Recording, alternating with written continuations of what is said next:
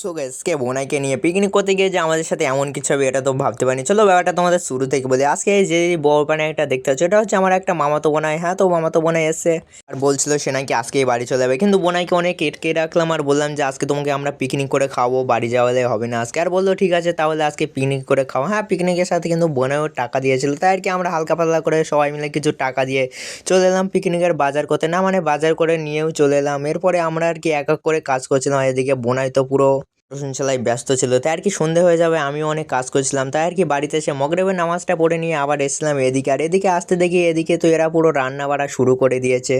আর এদিকে দেখি এত বেশ ভালোই লুচি ফোলা ছিল, কিন্তু আমার পেটটায় আজও পর্যন্ত ঠিক করে ফুললো না। তো যাই হোক আর কি, বোনাই ওইদিকে গোশ রান্না করছিল আর আমিও লুচিও ভাজছিলাম। হ্যাঁ, দেখতে পাচ্ছ লুচিটা কেমন করে ফুলছে জাস্ট। আর এই যে মালটাকে দেখছো এ তো একটা কাজ করি বলছিল আমাকে ভিডিও নিয়ে দেখা, আমি অনেক কাজ করেছি। আর এদিকে আমাদের দেখি রান্না কমপ্লিট, আর এদিকে এরা খোলাও শুরু করে দিয়েছে। আর জাস্ট তার সাথে সাথে আমরা এই ছোট ছোট আমার এই ছোট ভাইগুলোকেও নিয়েছিলাম খাওয়ার জন্য। আর এদেরকে দেওয়ার সাথে সাথেই তো এরা পুরো নাক দিয়ে খেতে শুরু করে দিয়ে। আর যখনই আমি ভিডিও করছিলাম আমার ভাই দিকে একটু ক্যামেরা ঘুরেছিলাম বলে ফোনটা ফেলে দিও। আর তোমরা আমার চ্যানেলটা সাবস্ক্রাইব করে আমার ভাইকে দেখিয়ে দাও।